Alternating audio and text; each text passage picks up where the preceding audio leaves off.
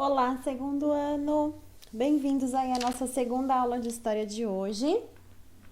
Nesse momento, então, nós vamos começar uma nova matéria, ainda dentro do segundo reinado, mas agora referente ao momento de crise do segundo reinado.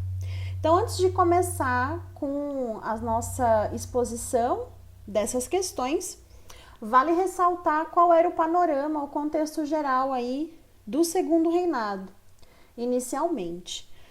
Então a gente sabe aí que Dom Pedro no início subjugou algumas revoltas que aconteceram, assim como a apostila nos coloca, e ele tentou ali com a sua política de conciliação apaziguar ambos os lados, né, nessas disputas internas que a gente vai ter, principalmente na questão econômica, né? Nesse contexto aí de favorecimento político, que foi o resultado dessa política de conciliação e apaziguamento, a gente vai ter dificuldades que vão acontecer no seu governo devido a algumas dificuldades e alguns problemas, tanto interno quanto externos, que a gente vai perceber. Então, ao longo desse capítulo 14, que é o capítulo das crises, a gente vai estudar essas questões, tanto internas quanto externas. Para a gente começar, então, esse capítulo 14, vamos falar aí sobre a crise do segundo reinado, primeira parte. Estamos aí na aula 50, apostila 3. Então, bora começar. Vamos falar um pouquinho sobre a questão dos acontecimentos que vão desencadear essas primeiras partes, esses primeiros fragmentos aí que vão compor o todo da crise do segundo reinado. Então vamos lá. Qual que é o primeiro clima, né, que a gente tem? Estamos num clima de tensão com os ingleses, como vocês podem ver, tá? Por quê, pessoal? Porque para conseguir fazer a política de apaziguamento e fazer esse balanceamento entre ambas as partes que exigiam ali de Dom Pedro II uma iniciativa, nós fizemos a manutenção da escravidão. E a manutenção da escravidão aqui no Brasil, ou seja, a não abolição da escravatura, logo que a Inglaterra começa a dar, né, os primeiros sinais de pressão, vão fazer com que o Brasil crie um sentimento anti-britânico aqui no nosso território. E esse sentimento anti-britânico ele vai aumentando conforme a Inglaterra vai tomando algumas decisões para tentar bloquear esse aumento aí de poder interno do Brasil, que está mexendo diretamente com os interesses ingleses. Qual que é a primeira questão? A primeira questão é a Bill Aberdeen, que é uma lei que a gente já viu anteriormente, que ela faz o quê, pessoal? Ela permite que os ingleses confisquem os navios que tiverem indícios aí de serem navios negreiros, né? E uma outra questão, agora sim que nós vamos ver agora, é a questão Christie. O que acontece, gente? Com esse sentimento anti-britânico e esse climão, né, de tensão que a gente acabou de ver, surge um naufrágio inglês na costa brasileira. Temos aí um navio chamado Prince of Wales, ou seja, o Príncipe de Wales, né, o Príncipe de Wales, que na verdade estava indo em direção a Buenos Aires, Argentina, mas acaba naufragando ali bem próximo do litoral do Rio Grande do Sul. Era muito próximo mesmo, pessoal, porque os brasileiros, eles conseguiram saquear praticamente toda a carga dos navios ingleses, né? Desse navio, perdão, inglês. E os marinheiros que sobreviveram acabaram, claro, se refugiando em território brasileiro. Mas muitos deles acabaram se valendo de um tratado assinado pelo Brasil e pela Inglaterra, que previa a não criminalização, de crimes feitos por ingleses em solo brasileiro. Então, todo inglês que cometesse algum crime em solo brasileiro seria julgado pelas leis inglesas e não brasileiras. Só que esses 2 marinheiros foram presos aqui no Brasil. E aí o embaixador aqui no nosso território, chamado William Christie, e é daí que sai o nome desse problema que nós vamos enfrentar, que é a questão Christie. O que ele pede? Ele vai pedir uma retratação pública do Brasil com relação à prisão dos 2 marinheiros e uma indenização pelo saque feito ao navio. Como vocês podem ver, o governo brasileiro não vai aceitar. E é aí que a Inglaterra vai dar o troco, né, numa vingancinha aí, né? Os ingleses vão apreender navios mercantes brasileiros e vão ameaçar tomar aí providências mais drásticas se o Brasil não aceitar essa questão da retratação e da indenização. O que acontece? O Brasil vai cortar totalmente as relações diplomáticas com a Inglaterra, né? Essa situação, pessoal, ela vai ser levada a uma corte internacional entre Brasil e Inglaterra. Esses países, eles vão pedir para alguém fora da situação, no caso eles elegem o rei Leopoldo I da Bélgica, e o rei Leopoldo I, ouvindo aí os 2 lados da história, vai acabar dando a causa ganha para o Brasil. Mas mesmo assim, a Inglaterra não admite a culpa, William Christie também não admite o erro que cometeu, e aí Brasil e Inglaterra cortam relações até o ano da Guerra do Paraguai, quando a Inglaterra decide fazer a retratação com relação ao feito, né, do seu embaixador, do William Christie.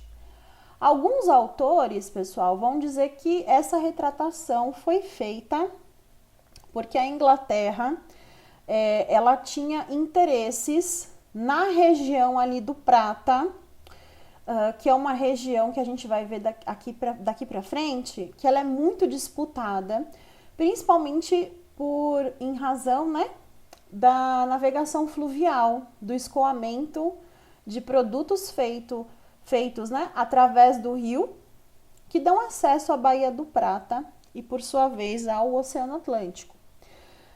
É claro que nós vamos ver que a Guerra do Paraguai ela não acontece só por essa razão, mas a Inglaterra tem sim uma certa influência aí. Talvez, né, como alguns historiadores acreditam, a Inglaterra tenha decidido por essa retratação para poder atuar ali nos tratados que serão assinados pós-Guerra do Paraguai. Vocês podem ver também nesse momento uma charge que abre o nosso capítulo. Esse seria Dom Pedro II, retratado dormindo sentado numa cadeira enquanto lia um jornal.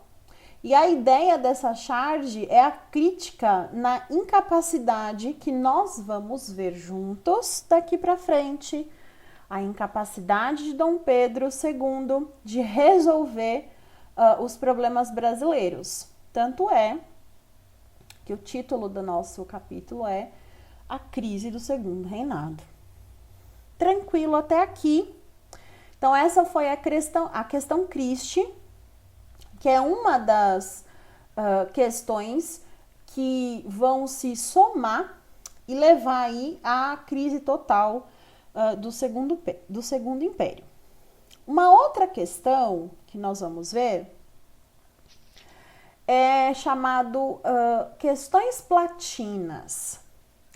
As questões platinas, como vocês podem ver, elas estão baseadas no uso não só do Brasil, mas da Argentina, do Paraguai e do Uruguai, de rios que fazem o escoamento, como vocês podem ver no mapa, dos produtos fabricados e comprados por esses países. Lá embaixo, né, no pezinho ali do Uruguai, vocês podem ver que há uma entrada do Oceano Atlântico. Essa é a Bacia do Plata, ou então Bacia Platina, né? Essa Bacia Platina, então, ficou claro qual é o fator que faz com que todos os países acreditem que ela é ali uma região muito economicamente interessante de ser controlada. Ou seja, ela tem uma localização geográfica e econômica extremamente forte, né? Então, a geoeconomia do lugar faz com que os países tenham uma extrema cobiça por controlar a entrada e a saída aí dos navios na Bacia Platina. Esse território já foi, no passado, domínio do Brasil. Até 1828, o Brasil tinha um território chamado Província da Cisplatina, que nada mais é do que o território que vocês estão vendo aí, nomeado como Uruguai. Então, na verdade, essa província da Cisplatina nada mais era do que o território ali do Uruguai. O Brasil perde esse território, pessoal, em meados de 1828, quando ele perde a Guerra da Cisplatina contra os homens e mulheres oriundos ali do território, né? Hoje uruguaios. A perda desse território vai ser muito sentida pelo governo do Dom Pedro I e agora pelo governo do Dom Pedro II. Tanto é que o Dom Pedro II vai tentar agir e nós vamos ter uma série de interferências brasileiras nos conflitos internos dos territórios que têm acesso à Bacia Platina. Então, entre 1850 e 1870, o Brasil vai agir em interesses próprios nesses conflitos. E nós vamos ver agora qual é a atuação do Brasil com relação a esses conflitos internos e também, como vocês podem ver, qual é a reação do Paraguai. Por quê, pessoal? Porque a partir desses acontecimentos que nós vamos ver agora, vocês vão entender por que nós tivemos a famosa Guerra do Paraguai. Então, bora lá. No Uruguai, nós tínhamos um confronto muito forte entre os chamados blancos e os chamados colorados. Os blancos, pessoal, nada mais são do que uma aristocracia rural que se formou no território ali do Uruguai após e anteriormente também a Guerra da Cisplatina. Então, eles seriam o equivalente aos Barões do Café no Brasil. O Colorado são empreendedores e são oriundos dos antigos chapetones que colonizaram o território enquanto ainda era colônia espanhola. Portanto, eles são mais adeptos à nobreza e, por essa razão, a ideologia política do Colorado é mais voltada à questão da unidade territorial, que está mais próximo das ideias da monarquia e do Partido Conservador Monárquico Brasileiro.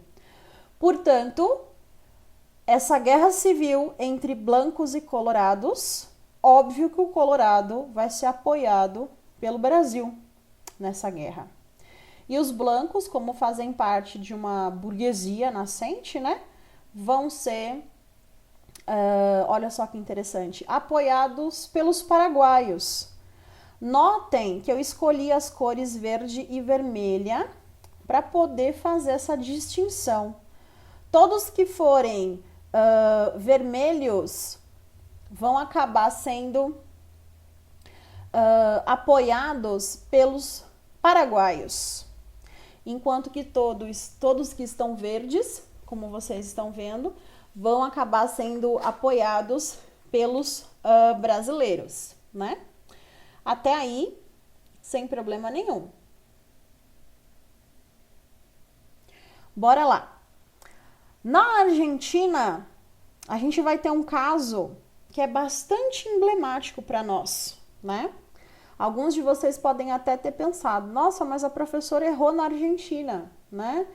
Porque os federalistas, né, que defendem a divisão do território, vai ser apoiado pelos brasileiros, e os unitaristas, né, que defendem a união do território, vão ser apoiados pelos paraguaios. Isso não faz sentido. De acordo com a história brasileira, uma das coisas que foi extremamente importante durante o primeiro reinado, durante o período regencial e durante o segundo reinado foi a manutenção da união territorial brasileira, que é até uma das características que nos difere dos outros países da América Latina. Mas por que então há essa divisão, né, entre os unitaristas, que lá na Argentina os unitaristas são representantes de comerciantes lá de Buenos Aires, e federalistas, que são a elite regional, que defendem o federalismo, né, e uma maior divisão de poder. Por que o brasileiro apoia essa elite regional que tem ideias tão liberais, né? Pessoal, as ações dos unitaristas em Buenos Aires dificultam as ideias econômicas do Brasil. A ideia da Argentina permanecer unida não é atraente aos olhos do Brasil. Quanto maior a fragmentação, melhor para a conquista.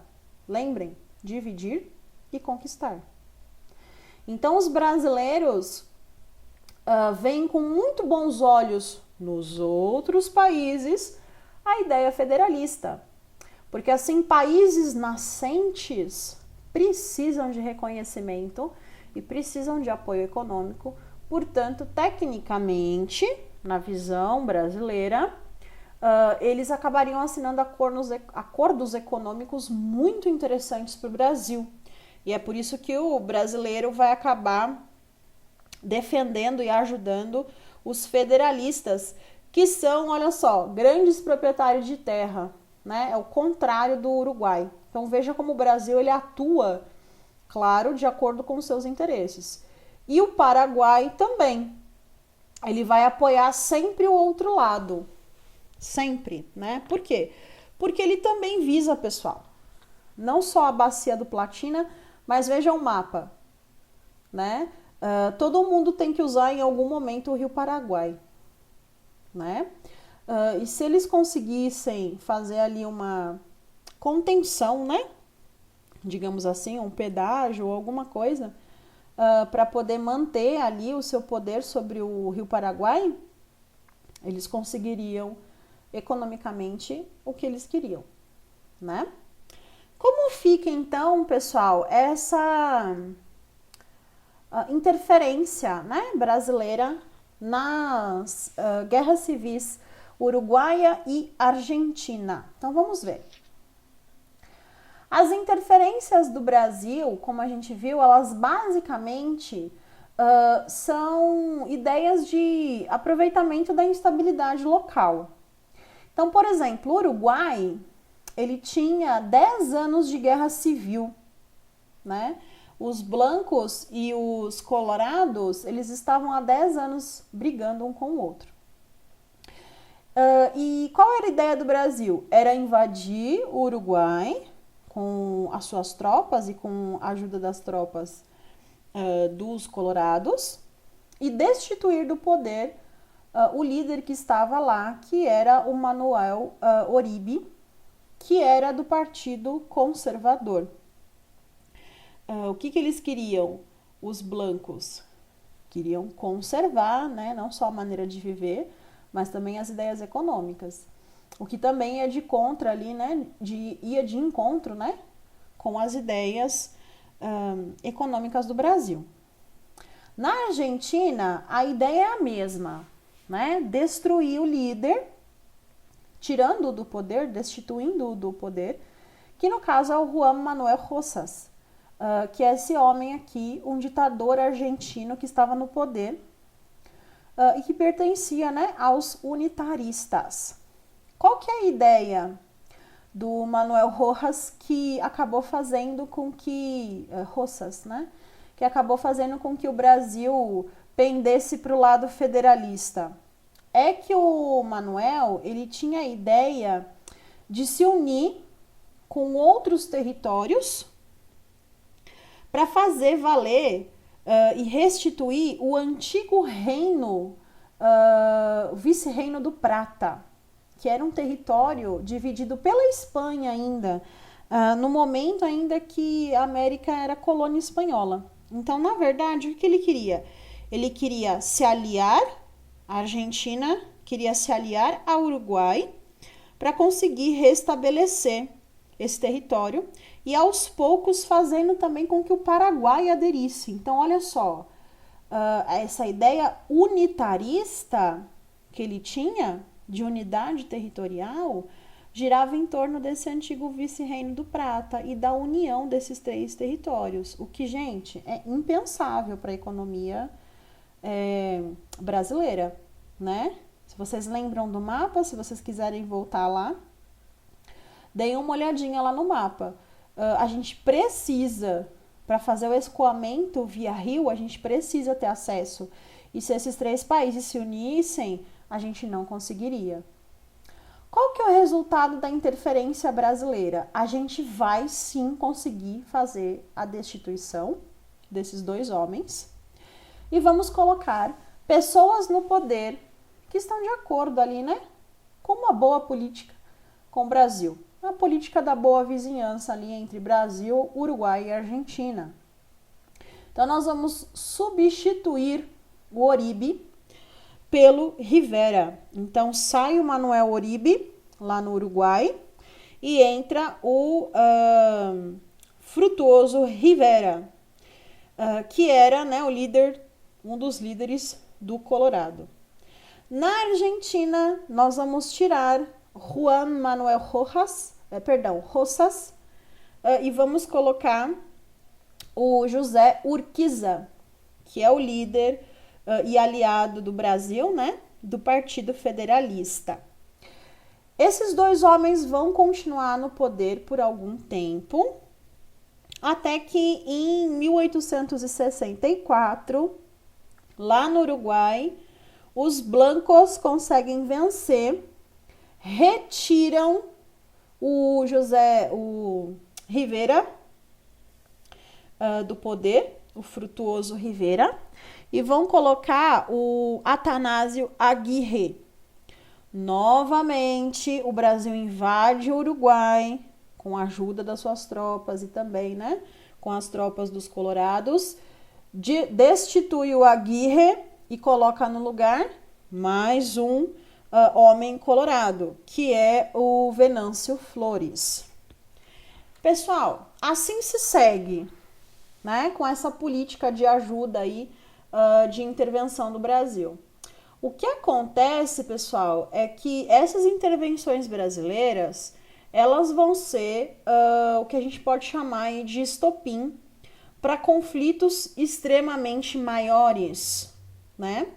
Principalmente no caso do Paraguai, porque o Paraguai está assistindo ali de camarote, vocês podem lá olhar no mapa, o Paraguai está vendo tudo isso de camarote, e na época o líder paraguaio, Solano Lopes, ele era muito a favor dos blancos no Uruguai. Então, a invasão brasileira contra o Aguirre, né, que coloca o Venâncio Flores no poder, vai fazer com que os paraguaios comecem a pensar em combater o Brasil. Portanto, essas questões que vocês estão vendo aqui, principalmente a questão da Bacia do Plata, é sim a Bacia Platina, né? Ela é sim essa questão, um dos fatores que vai impulsionar a nossa próxima aula, que é a Guerra do Paraguai. Tranquilo? Pessoal, dúvidas? Eu vou pedir para vocês encaminharem elas pela Senec Digital. como eu sempre falo para vocês, não esqueçam que esse post aqui é o post de atividade. Então, vocês podem anexar aqui nele não só os deveres, mas também o exercício que eu deixei na primeira aula como exercício de sala, né? Que ele é o complemento ali para a gente poder finalizar 50 minutos de aula, já que o Zoom nos limita ali, né, a 40 minutos. Gostaria de lembrar vocês também que a entrega dos deveres nesse trimestre é imprescindível para a composição da sua nota. E com relação aos nossos projetos, em breve eu vou estar postando, né, as planilhas com as datas de entrega e os requerimentos que eu vou fazer para vocês. No mais, gente, espero que vocês tenham gostado, que vocês tenham principalmente entendido o tema. Ele é muito importante para a gente poder seguir os estudos na semana que vem. Façam sempre as leituras. Eu espero então que vocês tenham absorvido aqui o conteúdo. Um beijo para vocês e até a semana que vem.